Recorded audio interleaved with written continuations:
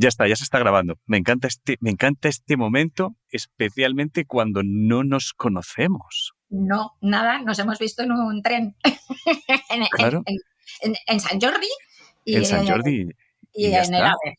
Y en el En AVE, San sí, Jordi y en nada. el AVE. Entonces, de repente me gusta mucho ese momento de no habernos visto y decidir hablar de cabezas, del interior de nuestras cabezas. O sea, no se me Sí. ocurre una forma de romper el hielo más salvaje.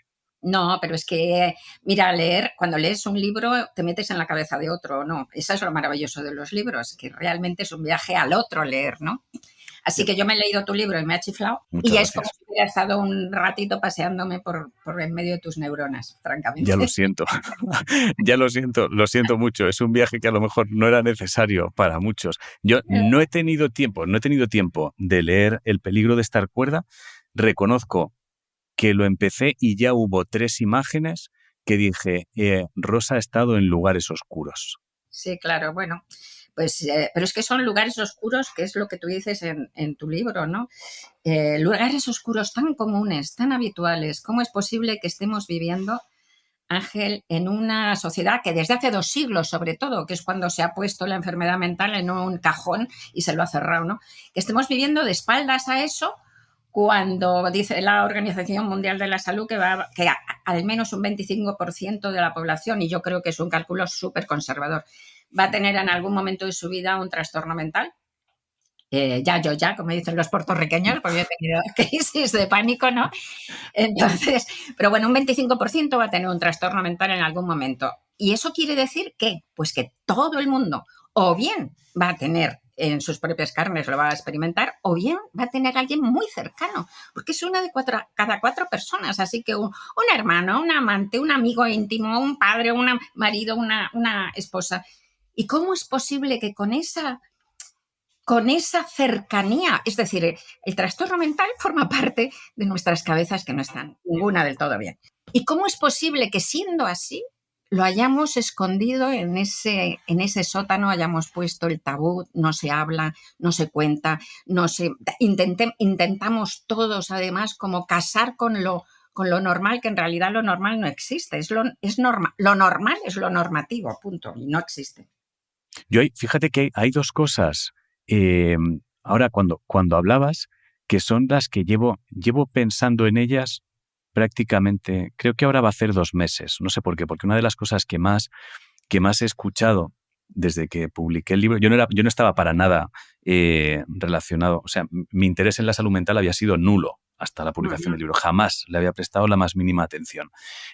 A raíz de publicar el libro, obviamente me relaciono más con el tema, pero siempre ha habido una pregunta que es la que está siempre sobre la mesa, el comentario que más escucho, que es el por qué nos cuesta tanto hablar de salud mental. Llevo mucho tiempo dándole vueltas a eso y necesito hacerte una pregunta. ¿No crees que el problema no está en que nos cueste hablar, sino en que a la gente le cuesta escuchar Obvio. hablar de salud mental?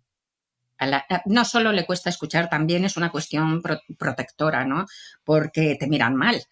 Bueno, ahora empieza, yo creo que el año pasado, gracias, fíjate, a la presión de la pandemia que ha empeorado tantísimo la salud mental en todo el mundo, pues gracias, entre comillas, a eso, pues yo creo que fue el año en que salió del armario el trastorno mental y empezó a Sí, hablarse, sí. ¿no? Y ahí realmente estamos cambiando y ojalá abramos esa puerta que está abierta a un resquicio, pues la abramos a patadas, ¿no? Pero yo creo que también hay desde muy pequeñitos, dentro de nuestras herramientas de defensas, hemos adoptado esa cosa de ocultar todo aquello que parece distinto a lo normativo, porque la gente realmente ataca al diferente. Como el mobbing en las escuelas, en las oficinas, que es que parece que es cosa de niños, pero de mayores sigue pasando igual. Entonces, es que yo creo que lo llevamos tan interiorizado eso, pues es como el machismo, ¿no? Que nos lo meten a todos y Ya. a todas, ¿no?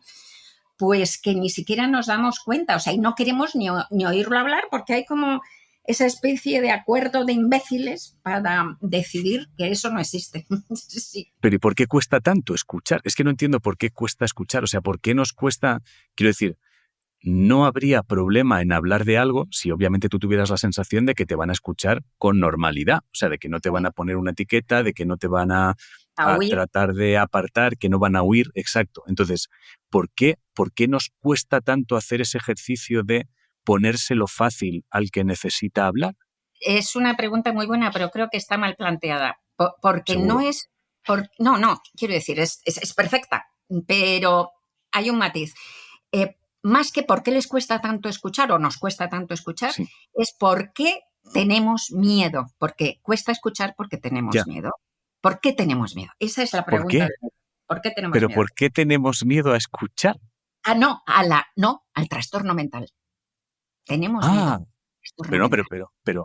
o sea, podemos tener miedo de que de repente a nosotros nos suceda algo que está fuera de control, porque luego tengo otra movida yo en mi cabeza, ¿eh? O sea, Sí. entiendo que tengamos miedo al hecho de no saber cómo gestionar ciertas cosas, pero el tener miedo a escuchar es un poco como cuando un niño pequeño cierra los ojos y cree que se ha escondido, porque como él no ve, a él no le ven, Exacto. ¿no? Es como hablar de algo no implica que tú lo vayas a vivir. Exacto, pero es que en el caso del trastorno mental creo que la gente siente así. ¿Y por qué se siente así? Yo me lo he planteado también a veces, ¿eh? Con respecto al miedo. Yo creo que la gente no escucha porque lo que pasa es que tienen miedo. ¿Por qué se tiene tanto miedo al trastorno mental? Porque yo creo que lo sienten como contagioso, o sea, sienten. ¿Y por qué? Lo digo un poco en el libro, ¿eh? Si Venga. algún día lo lees. Ya Lo leeré, sí, estoy con él, estoy no, con él, no me ha dado tiempo de terminarlo. broma, es broma. Sí, lo sé. No es obligación, te lo juro. Pero que lo digo justamente esto en el libro, ¿no? Yo creo que lo primero es que la realidad es un espejismo, la realidad es una ilusión. Hay un montón de gente, yo creo que somos, mi teoría en el libro es que somos como un 15% que tenemos la cabeza cableada de una manera distinta, ¿no? Y que entonces nos es más difícil confiar en la realidad. Digamos que la fiabilidad de la realidad es más tenue para nosotros, ¿no? Es más resbaladiza. Para mí lo ha sido desde pequeña, ¿no? Tú dices que ha sido recientemente, hasta entonces vivías más asentado. Bueno, pues la fiabilidad de la realidad es menor. Entonces, yo lo que creo es que la gente siente ese miedo a resbalar, a caer en el agujero. Creo que sabemos que vivimos en ese borde, unos más que otros, unos con un pie en el agujero, otros no, pero aún así el agujero está ahí, el abismo está ahí. Entonces yo creo que todo el mundo tiene miedo, hay gente que incluso no soporta. Ayer estaba en Albacete haciendo una presentación del libro y vi a una chica que de repente empezamos a hablar de esto, de salud mental, se levantó y se marchó. Y se levantó y se marchó no porque no le estuviera gustando, estoy convencida, se levantó y se marchó porque le estaba escalofriando por ella misma. Hay algo. Hay gente que no lo puede soportar porque tiene miedo de caerse.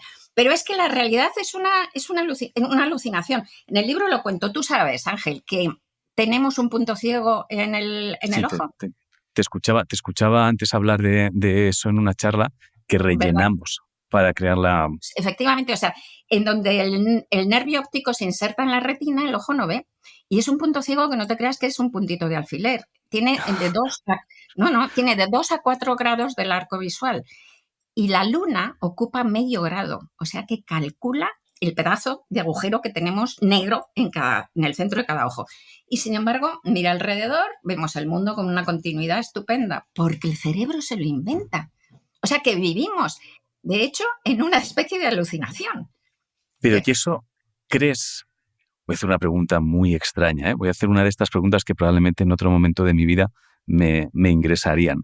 Em, si el cerebro rellena esa parte para la realidad, ¿crees que si tuviéramos la opción de charlar, o sea, poner a dos personas en el mismo lugar al mismo tiempo y tratar de ver milimétricamente lo que está viendo cada uno de ellos, ¿veríamos lo mismo? ¿O habría partes que uno estaría rellenando de forma distinta?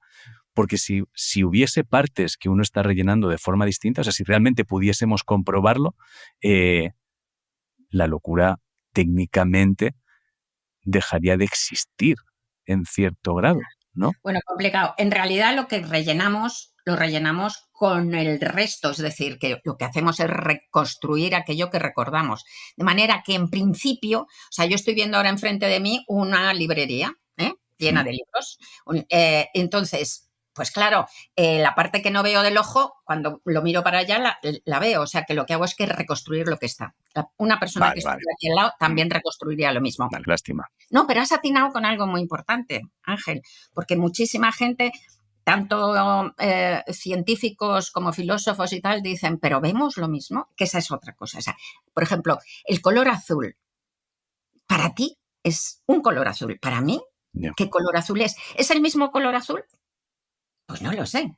Eso sí que no lo podemos saber. O sea, los matices de nuestra visión del mundo, desde luego no los podemos saber si las compartimos o no. Yo creo que es como aproximado, ¿no? Pero bueno. Vamos como a lo general. De esto es azul, pues venga, pues es azul, ok. Lo damos por Sí, bueno y ya está. sí, sí. Oye, ¿cuál fue? Leí en el libro una sensación que además me recordó mucho a una película, porque hay algo que no he sufrido y me pareció muy potente. No sé si es la despersonalización, es ese momento donde tienes la sensación de que alguien te da una patada, te saca de tu propio cuerpo y lo ves la vida como desde un telescopio. Me recordó mucho además a una escena de una película que quiero volver a ver a raíz de leer esa descripción tuya, porque creo que la película debe ir de otra cosa, porque que se llama, que si no me equivoco era Déjame entrar o déjame salir, no recuerdo mal. Es como una peli de miedo de un matrimonio. Ella es blanca, él es negro, van a ver a los padres de ella y la madre le hace hipnosis y de repente hay una imagen que es idéntica a eso. Él está en un sofá y de repente empieza a caer y a verse como si fuera desde otro punto. Entonces, cuando leí esa sensación, me pareció extremadamente complicado volver al cuerpo, ¿no? Es como una sensación que, hostia, pensé, eso te deja fuera de juego por completo. Te deja fuera del juego por completo, pero no es volver al cuerpo, porque esos serían como los viajes astrales, Sí, esos que bueno, de repente te parece que estás pegada como una mosca en el ya, techo y ves el cuerpo abajo. No, no, lo terrible de esa sensación de la el efecto túnel, ¿no? Que le llaman, mucha gente lo tiene en muchas ocasiones y tal, es que lo que te vas eres tú entera de la realidad. Tú entera te vas, no te vas del cuerpo, te vas de la realidad, te vas del mundo, más aún te vas de la especie humana. O sea, porque en eso te engaña el cerebro, ¿no? Es decir, porque te hace creer que eres único, que eres la única persona a la que le está pasando eso, que jamás ha habido nadie que se haya sentido así, que ya no perteneces a la especie humana, que eres es esa soledad brutal, además, la soledad psíquica, ¿no? Que te sientes verdaderamente como el astronauta que se le ha roto la manguera que le une con la nave y de repente empieza a derivar ahí, ¿no? Hacia el espacio negro y absoluto, ¿no? Entonces y como somos seres sociales, porque somos animales sociales, pues es una sensación insoportable. Y además te hace perder la palabra, porque claro, si ya de repente ya no perteneces ni al ya. género humano, ¿cómo vas a hablar? ¿Cómo vas a contar eso que te está pasando? ¿En qué idioma, no? ¿En qué idioma marciano, que eres el único marciano que sabe ese idioma y no lo sabes siquiera, ¿no? O sea, que es muy, muy brutal. Luego vas aterrizando en el mundo, pero siempre ya mantiene esa sensación, la realidad, esa sensación de gelatina. Incluso, bueno, yo hace ya 30 más 40 años, ¿no? Que no tengo esos ataques de pánico que pueden volver, ¿eh? Porque uno tiene que acostumbrarse a vivir con ese agujero de oscuridad propio, ¿no? Pero aún así te marca, como te ha marcado para ti, te han marcado las voces, lo dices en tu libro, eso te marca para siempre, te cambia la vida. Es decir, que te hace sentir lo que te decía antes, ¿no? Una clara sensación de poca fiabilidad en la realidad. Si te has ido de la realidad, si la realidad se ha roto, Ya. no vas a volver a creer en ella al 100%. Eso está Hostia, clarísimo. pero hay algo muy parecido entre eso y lo que yo viví, sin tener nada que ver. Eh, Hay algo muy parecido en la sensación de repente eres único y estás solo. O sea, en mi caso, porque había descifrado el mundo, que es algo que no podía compartir porque era un descubrimiento tan grande que cada uno tenía que descubrirlo a su manera para no volverse loco, por decirlo de alguna manera, pero yo estaba solo. O sea, mi sensación era Sí, sí. de estar solo. Entonces, lo que tú cuentas también es esa sensación de soledad, de no pertenezco a esto, desde otro lugar distinto. Entonces, es como si de repente la locura consistiera en hacerte sentir solo, de una Exacto. forma u otra, ¿no? Exactamente, eso es lo que digo en mi libro. Digo exactamente eso. La locura es la soledad. O sea, lo que es la locura es la soledad. Esa soledad absoluta es una soledad que si no la has vivido, si no has estado ahí, no puedes reconocerla, porque es que es una soledad distinta a todo lo demás. No es ni siquiera la soledad existencial ante la muerte, que debe de ser una putada morirse, desde luego. Yo no quiero, ¿eh? O sea, como decía Woody Allen, a mí no me importa nada la muerte, pero solo que no quiero estar ahí cuando venga, ¿no? Bueno, pues eso, debe ser una putada, pero por lo menos todos se mueren. O sea, la muerte es el hecho más humano que uno pueda pensar. Y en eso hay un cierto consuelo. O sea, si se han muerto todos desde el principio de los tiempos, pues no, será una cosa tan inhumana como me parece y tan horrible, ¿no? Pero la soledad psíquica, como digo, que el coco te engaña, porque no es verdad, esto nos pasa a muchísimos, pero el coco te engaña y te hace sentir que que eres único, que estás en esa soledad indescriptible e imposible, ¿no? Y entonces eso es un dolor psíquico terrible. Y si a esa soledad psíquica le unes el estigma y la soledad social, entonces la gente, ¿qué pasa con la gente? Pues que les condenas al infierno, les condenas a no ser hábiles en su vida, realmente, ¿no? Y esto depende mucho, entonces, lo que llamamos locura es una ruptura de la narración común. Depende de mucho de si te dejan solo o no. Si yo ahora te digo, por ejemplo, Ángel, joder, pasando por la cocina para sentarme aquí y he visto al demonio. Entonces echaba una peste a azufre increíble y me ha sacado la lengua, una lengua verde y bífida. Pues tú dices, joder, se ha brotado, voy a llamar a mis amigos para que no, vaya a un Voy a hacer médico llamadas, bueno sí. que conozco. Bueno, pero si fuera el siglo XII, a ti te parecería tan normal y me dirías, oh, ¿y qué has hecho? Le has enseñado la cruz, cómo te has salvado, ¿no? Es lo que decía Jonas, ¿sabes? ¿No? El matemático este de Una mente maravillosa. No sé si viste esa peli. Sí, la vi, la vi.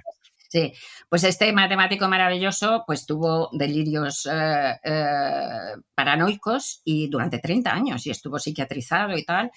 Y luego ya pues consiguió controlarlos, vencerlos y tal. Y volvió a su cátedra en Princeton y le dieron el Nobel. Y entonces cuenta en una especie de memoria que hizo cuando le dieron el premio Preciosa, cuenta y dice, bueno, pues yo estuve durante mucho tiempo, durante décadas viviendo en el delirio, ahora he vuelto a la razón científica y bueno, todo está muy bien.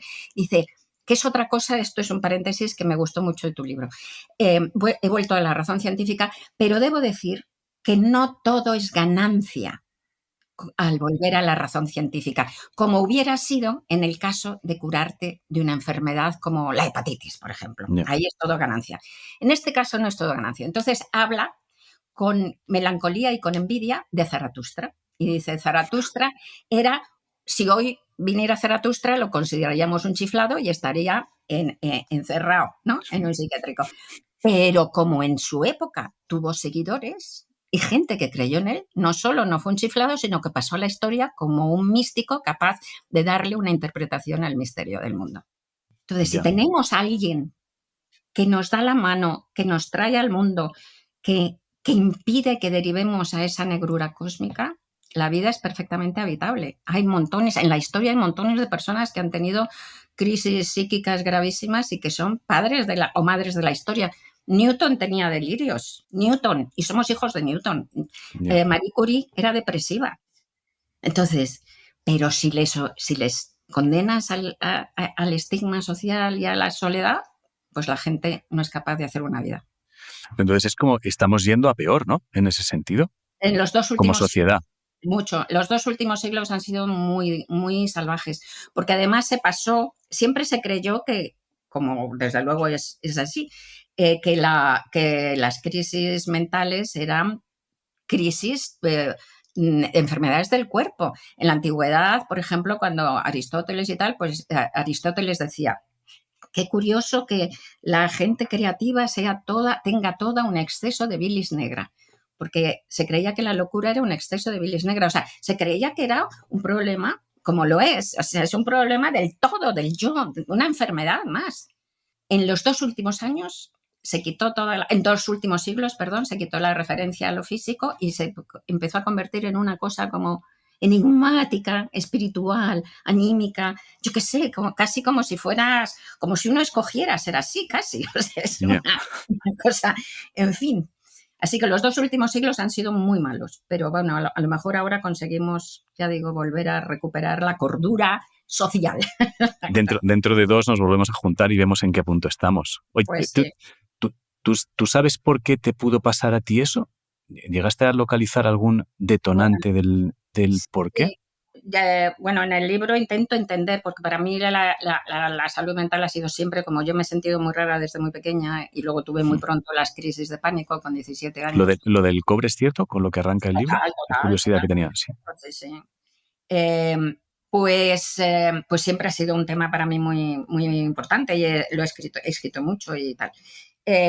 Entonces lo he pensado y en este libro me intento dar la respuesta y más o menos yo creo que la tengo, ¿no? Somos una mezcla. Primero, dice Eric Kandel, que fue un Nobel de Medicina, que todos los trastornos mentales, absolutamente todos, se deben a un fallo en el cableado neuronal.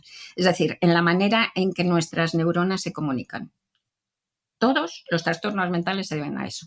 A veces hay demasiada comunicación, unos chisporroteos ahí como una nube, ¿verdad?, eléctrica aquí impresionante, o a veces poca, o a veces simplemente comunicaciones equivocadas, ¿no? Entonces, eh, hay una predisposición genética, incluso hereditaria y tal. Pero es que además el ambiente y lo que vivimos influye en cómo respondemos físicamente. O sea, que está interrelacionado, ¿no? Entonces, en mi caso, estoy segura de que había una disposición genética ya, ¿no? Eh, Tanto mi madre como mi padre yo creo que tenían cabezas voladoras estupendas, pero eh, y luego, pues posiblemente hay muchas otras cosas, ¿no? O sea, de repente, pues cierta pérdida de la infancia. No tuve, por ejemplo, en el libro digo que para llegar a la obra, que seguro que tú también, piénsatelo, porque tú eres un artista también, eh, dicen todos los expertos que hay un trauma infantil. Entonces, pues yo también lo he tenido, que no es, hay traumas que son súper gordos, Ya. ¿no? A la gente que yo qué sé, que se le mueren los padres, que hay guerra, que tal.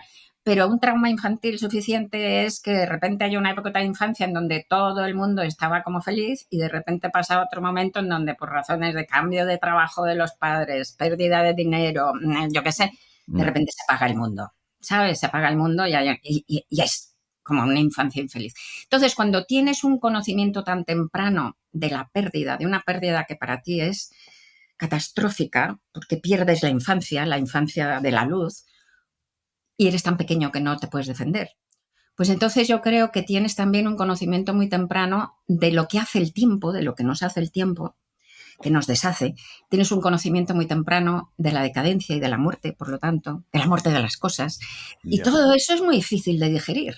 Entonces, las crisis de pánico están conectadas directamente con miedo a la muerte, miedo a la indefensión, miedo a la poca cosa que somos. Y de repente, pues te colapsas. No puedes llevar adelante ese miedo.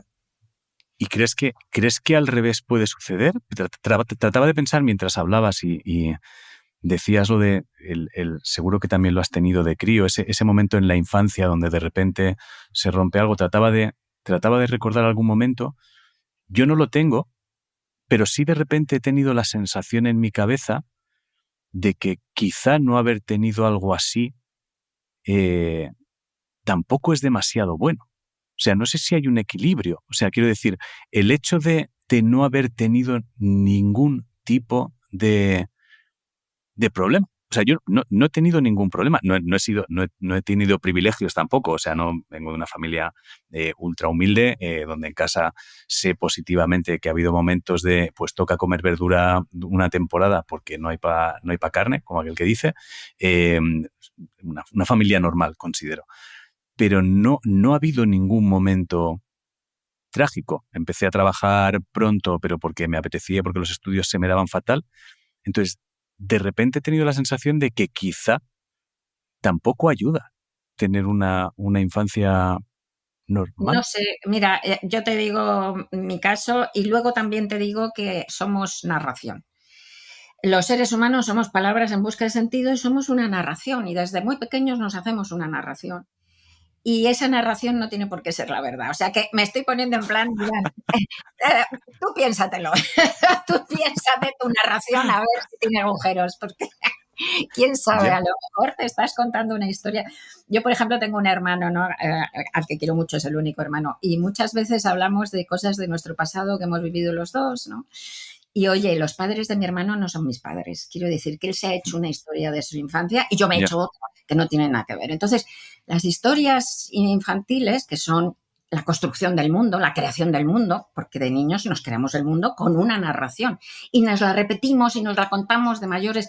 Y claro, muchas veces, bueno, siempre yo diría que son una construcción, en gran parte imaginaria. Entonces, yo qué sé, yo qué sé, no sé. Es Ahí que lo dejo. ya. Es que hay como muchas cosas dentro de la locura que me acaban llamando mucho la atención. Y es, primero, estoy contigo en que creo que los porcentajes son mucho mayores de lo que Sí, diga nadie. O sí, sea, sí, vamos, sí. yo creo que es, o sea, creo que el porcentaje bajito es el de gente que haya estado bien o no haya pasado por algo así. Creo que Exacto. ese debe ser el más bajo. Y sin embargo, me, me tiene muy inquieto la sensación de que el dar por sentado que cuando algo falla es porque lo que hablábamos antes de malas conexiones, mal cableado, etcétera, etcétera, etcétera, casi todos vamos a los mismos sitios, con las mismas sensaciones, los mismos momentos, vivimos las mismas historias. Las historias son muy comunes, Muy comunes, son sí, sí. extremadamente comunes para lo Eso, diferentes que somos claro, todos. eso indica que en última instancia, cariño, me estás dando la razón en el cableado. Eso indica que en última instancia es un fallo del cableado.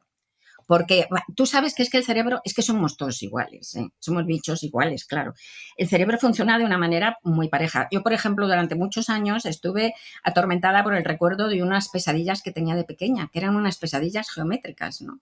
Entonces veía como grandes Hostia. circunferencias. ¿Tú has tenido alguna vez de esas? No, pero me ha parecido una pesadilla bonita, pero imagino que sería terrible, pero bonita de ver. Era súper, o sea, yo si te la describo parece súper bonita. Luego era como un poco como esa especie de salvapantallas que hubo al principio de los ordenadores, que eran como Sí. que daban vueltas así geométricas. Bueno, pero yo la vivía como una cosa espantosa, o sea, yo las recordaba con terror y no sabía por qué, pero esas bolas que daban vueltas, triángulos y tal. Y siempre pensé que era otro de los datos más de mi rareza, ¿no? Que era otra de mis chifladuras, que tener esas pesadillas que me resultaran tan aterradoras. Hasta que de repente leí porque a mí me encanta la ciencia, leo mucho de ciencia, leí en un artículo científico y tal, que habían descubierto que en las fiebres muy altas, sobre todo en las altas fiebres de los niños, el cerebro crea figuras geométricas. ¿Qué te parece?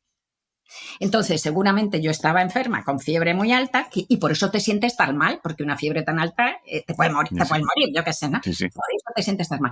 Pero imagínate si somos parejos que cuando le calientas el cerebro se pone a hacer figuras geométricas. Es alucinante, somos todos iguales. Somos todos iguales. Entonces, el que seamos todos iguales en los trastornos mentales de cualquier tipo, tengan tantos puntos y tantas coincidencias, indica que en realidad al final se llega al fallo en el cableado. La cuestión es que para llegar a ese fallo en el cableado es donde hay una divergencia de caminos, porque te digo, puede haber una tendencia genética, pero desde luego hay influencias ambientales y de eso no sabemos todavía casi nada. O sea, estamos un poco en pañales, ¿no? Cómo influye, cómo nos cambia la cabeza. El cerebro es uno de los órganos más plásticos que hay, tiene una capacidad de reacción y de cambio, ¿no? En las actividades, las zonas que se activan y tal. Entonces, pues está muy sujeto a las influencias externas, a lo que haces, desde luego también. Ya. En tu caso, poquísimo, porque por lo que cuentas tomaste nada, unos porros te tomabas, no es nada, pero también a las drogas, eso Sí, evidentemente, es una bala más, sí, sí, sin como duda. una bala más, incluyendo en las drogas, por supuesto, el alcohol y ya está, si me apuras el café. O Ya. sea, te quiero decir. Entonces, pues sí, todo lo que tenga como un efecto neurológico de algún tipo, pues claro, pues es una bala más, que como has dicho, que está muy bien expresado. ¿Y crees que hay síntomas comunes que nos pudieran servir para verlo venir? Sí, O bueno, sea, hay mucho. ¿crees que hay pistas de Sí. decir, ojo que estoy yendo en dirección a un lugar que no me conviene? Bueno, sí, sí, sí. Sí, yo he descubierto en mi caso algunas cosas que, bueno, ya serían muy personales para entrar, pero sí, y luego he hablado con gente, por ejemplo, también con crisis psicóticas y tal, que me dicen que lo saben, que lo han aprendido, sí. Pero yo creo que eso ahí sí que es cada cual, fíjate. Ahí Sí, sí creo que cada cual tiene que encontrar su camino de garbanzos, ¿no? De ese, ya, ay, que aquí estoy empiezo a ver garbanzos, ¿no? No, claro. voy a cortar, ¿no? Muchas O sea, veces yo nosotros... Ay, sí. perdona. No, no, dale, No, no, dale. dime. Muchas veces ibas a decir. No, que yo creo que una cosa quizá general sea la aceleración, ¿eh? O sea, cuando te aceleras mucho, reposas poco, descansas poco, todo eso, porque es malo en general para el organismo. Entonces, también tenemos tendencia, ¿no? A acelerarnos mucho, creo yo, cuando empiezas a estar mal. Claro. Nosotros en algunas charlas con alguien, no recuerdo con quién, sí que llegamos como a un lugar común en diferentes charlas que nos daba la sensación que había una pista interesante en cuando de repente dejaba de interesarte lo que generalmente te apasionaba. Ah, esa es una pista extraordinaria, claro, Y sí, sí. entonces de repente decían, en el momento en el que no estoy disfrutando de algo, porque bueno, todos podemos tener hobbies puntuales, de repente Sí, te encanta meter barcos en botellas hasta que te cansas, pero sí. hablábamos de cosas que uno sabe que le apasionan. Y llegábamos a la conclusión de que hay algunas cositas, esa era una, otra era cuando de repente empiezas a abandonarte más de lo necesario, o sea, no aquello de decir como es fin de semana, hoy me quedo en pijama, no, encontrábamos como lugares que después de hablar con mucha gente decíamos, sí que hay zonas comunes, creo, donde puedes detectar que vas a caer. Sí, pero lo que estás hablando yo creo que ya está un poco avanzado. O sea, ya Ya, ya estás empezando a caer por el tobogán, ya. quiero decir. Ya, entonces, a mí me gustaría verlo antes, cuando estás sentado antes de dejarte caer, ¿no? Sí, O sea, en el primer escalón del tobogán. Es que haces exacto, subiendo al tobogán. haces Lo bonito sería de dónde sí. vas si sabes que eso no es sano. Tú tienes el tuyo sin entrar en detalle, ¿eh? ¿Tú No, serías capaz sí, de detectar tú qué haces no, yendo al tobogán? bueno, sí, bueno, más o menos ya te digo, la No, aceleración lo veo clarísimo, sí, hay que ¿no? bajar cuando estás demasiado, cuando estás como un hámster en la rueda y realmente no Mm. puedes ni pensar y no puedes ni reflexionar y además estás de repente ya es porque entonces empiezas a dormir mal y tal, pues ya eso es muy malo. Bueno, hacer ejercicio es muy bueno, físico, es muy bueno. ¿Tú haces algo? Hablamos de eso también. Yo sí, Sí, sí. eso es buenísimo. Es muy desconcertante lo que yo hago, pero sí, ¿Qué sí, haces? es muy extraño. Pues yo empecé haciendo boxeo y ahora hago artes marciales. Hostia, Entonces así. es muy absurdo, pero de repente me obliga a estar muy centrado, muy centrado. O sea, Sí, yo el deporte solo lo puedo hacer si es un deporte que me obliga a tener la cabeza centrada en el deporte que estoy haciendo. Yo no sí, puedo muy hacer bien. máquinas, o sea, yo no puedo Claro, ponerme a hacer máquinas o levantar pesas porque sí, porque entonces el cerebro sigue pensando. O sea, claro, claro. es tan rutinario levantar pesas que el cerebro dice, vale, pues yo me quedo aquí a lo mío. Sin Sí, sí. embargo, con el boxeo, las artes marciales, o estás muy centrado o es que o es que te la... Sí, me han dicho además que son muy completos y tal, y que está muy bien, sí, sí. Tengo amigos que hacen Seabox, sí, sí. Pues nada,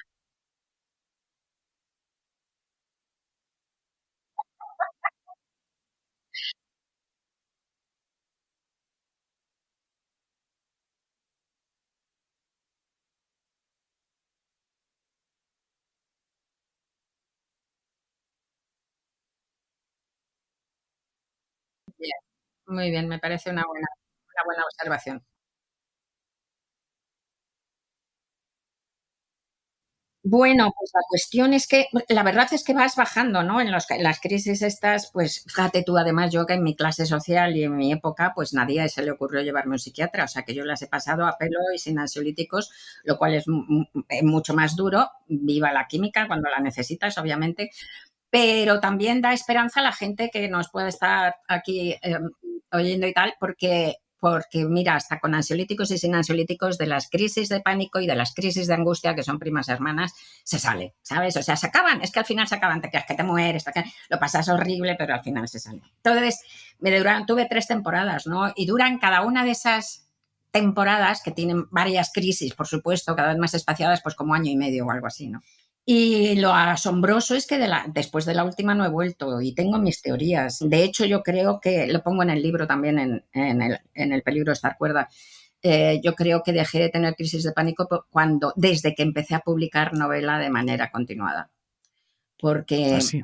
sí, sí, sí. Sí, fíjate tú, porque es que la novela, ¿qué es? ¿Qué es una novela, Ángel? Pues mira, escribir una novela consiste en encerrarte en una esquina de tu casa durante horas y horas y horas, durante semanas, meses, años, para inventar mentiras, lo cual es completamente Ya, estrafalario, te lo digo, porque metes lo mejor de tus horas a hacer eso, a inventar mentiras. ya, Entonces, terminas y lo sacas. Entonces, si llega alguien, si no hubiera nadie que viniera y te la leyera, o si no consigues que te la publiquen y tal y cual, ¿en qué se convierten esos, digamos, 3 años que te has pasado ahí inventando mentiras? Pues directamente y oficialmente en el delirio de un loco. ¿No es así? ya, Claro, es algo que se queda ahí. Pero si sacas el libro y llega gente y lo lee, no importa, no necesitan ser los 1.200 millones de chinos, ¿no? Pero con que haya unos poquitos que te leen el libro y dicen, joder, esto que tú has pensado y que tú has sentido, lo siento yo también, a mí me emociona, yo lo entiendo, comparto contigo esto. Te atan al mundo. Es lo que decíamos antes de no estar solo, de dar la mano ya. y traerte por encima de la fisura que te separa de la realidad. Te atan al mundo, te permiten ser, te permiten vivir dentro de la narración común. Y creo que tiene un efecto para mí como un esqueleto exógeno que me mantiene en pie. Y no solo para mí, en el libro doy otros ejemplos de otra gente, ¿no? Que publicar les ha permitido tener una vida hábil, claro. Entonces yo creo, no lo sé al 100%, pero es mi teoría, yo creo que gracias a empezar a publicar ficción, porque yo publicaba periodismo desde los 19 años, pero eso no sirve, eso no sirve. Gracias a Y no, publicar y ficción. no tenías, esto es extraño, ¿eh? Porque eso mismo que crees que impide que suceda, me da la sensación que por lo nada que nos conocemos, pero lo que te estoy escuchando y por cómo hablas, me da la sensación de que en el momento de escribir eh, debe ser extremadamente peligroso para ti, ¿no? No, O no, sea, tengo nada la de eso. sensación de que no buceas hasta el punto de cuidado con esto. No, nada, en absoluto, Vale, no, no. No, vale, para vale. nada, o sea, no es que no y desde luego te aseguro, yo escribo con el inconsciente, o sea, porque para escribir una novela tienes que borrar el yo y escribir con el Ya, inconsciente, pero bueno, a veces te desesperas porque no encuentras, porque no fluye, porque te pasas 2 meses tirándolo todo y dices no valgo, porque esa es otra. Yo no sé tú, pero siempre está ese enemigo interior que te come las entrañas, ¿no? Y te dice, no vales, escribes fatal, ¿para qué vas a escribir? O bien, a lo mejor antes has escrito bien, pero ahora ya no sabes, ya no puedes, o ya. sea, siempre está ese. Entonces esa parte es la mala, pero la escritura en sí y cuando fluye y cuando sale es maravillosa, es un juguete muy grande y muy Claro, bonito. yo reconozco que en mi caso sí fue distinto, creo, pero creo que tiene que ver con que no es ficción. No Entonces, es claro, ficción, es un libro testimonial, un mi, libro es un libro testimonial. mi buceo fue peligroso a ratos, sí. Yo reconozco que Lo bucear comprendo. hubo momentos de esto no está siendo buena idea. Este plan tuyo no va a salir bien, amigo. Lo Es entiendo distinto, claro. perfectamente, porque es que además te diré que yo durante todo ese tiempo que estuve teniendo estas crisis de pánico y entre medias, entre una y otra, pasaban 5 años, pongamos, o cuatro Ya, años, pues yo en esos años no podía hablar de las crisis de pánico porque me parecía que si hablaba iba a caer. O sea, es ya. que solo hablarlo hacia la realidad, brrr, ¿sabes? Como lo de la chica que se levantó ayer en Albacete y se fue, ¿no? O sea, solo Sí, sí. hablarlo, Me ha llamado mucho eso la atención, porque no había pensado desde ahí, desde la sensación que pueda tener la gente de, ojo, que hablarlo igual me hace caer. Claro, y ahora pues entiendo algunas frases que a veces me dice la gente de, que te lo habrán dicho también, de, tenía miedo a leer el libro, tengo exacto. miedo, no estoy preparado, estoy esperando a estar un poco mejor. Claro, ahora entiendo esas frases. No las entendía, Sí, pero no las entendía porque yo nunca he tenido ese miedo a sí, hablar sí, de algo va a hacer que caiga o hablar de algo va a hacer que me suceda. sí, sí, Pero de sí. repente me encaja perfectamente. Claro, no había pensado jamás en ese Y miedo. yo creo, sin embargo, que hay que hablarlo. O sea, yo creo que justamente sacarlo, normalizarlo, permitirte, eso te permite, como hemos dicho antes, te permite meterte en la narración común, eso te permite colectivizar lo tuyo y eso es curarse del trastorno mental, o por lo menos Sobre llevarlo todo, mucho claro, mejor. te permite entender. Entonces, en el momento en el que entiendes y conoces un poco más qué puede suceder, yo creo que es como a poco vas teniendo más herramientas Obvio, y para normalizas. enfrentarte a eso. Y Claro. normalizas y no te sobrecoges y te das cuenta que se puede y que de ahí se sale. Y que luego, y te insisto, a lo mejor hay que aprender a vivir con esa parte de oscuridad. Y a lo mejor uno vuelve a caer. Saber que se sale también ayuda, ¿eh? Cuando vuelves a caer, saber que ya has salido antes ayuda un huevo. Entonces, saber que otra gente, por eso es tan importante también tu libro, ¿no? Saber que otra gente lo ha pasado y que no pasa nada, que vuelves de ahí. Bueno, sí pasa mucho, Sí. pasan muchas cosas, pero que no, y que incluso tiene cosas, como tú dices, positivas. Yo estoy súper contenta, me encantó eso de tu libro. Yo estoy, porque además me siento exactamente igual, yo estoy ahora súper agradecida al destino de haber tenido las crisis de pánico, porque realmente me hicieron conocer la realidad del trastorno mental, que es una realidad humana enorme y que si no hubiera estado ahí no la hubiera conocido, y me ha hecho muchísimo más empática, que es lo que dices tú, ¿no? Y comprendo mucho mejor la complejidad del ser humano gracias a eso. Y es lo mismo que dices tú en el libro, o sea que yo lo doy por muy bienvenido. Menos mal que no soy el único, maldita sea, que a veces todavía me miran y me dicen, ¿cómo puedes decir que es? Y digo, lo puedo decir y el que haya estado ahí lo entiende, maldita sea. El que haya estado lo entiende, Claro. lo entiende a la perfección. Rosa, no te voy a robar más tiempo, solo darte las gracias por la paciencia, que va a quedar en anécdota nuestro arranque de conversación Sí. por símbolos, por gestos. Hemos hablado los primeros minutos por gestos. Ha sido Sí, muy sí, bonito sí. eso. Bueno, ha estado marcada esta conversación, tenía que Ha venir estado, marcada por algo raro. ha estado marcada porque además yo te oí a ti y tú a mí no, y entonces cuando he acercado el móvil a la pantalla te he oído decir más lejos, y yo pensaba, ahora se enfocará, maldita sea. Ha sido, ha sido muy bonito. Rosa, muchas gracias. Voy a darle a cortar y me despido de ti en condiciones. En un Muy segundo. bien.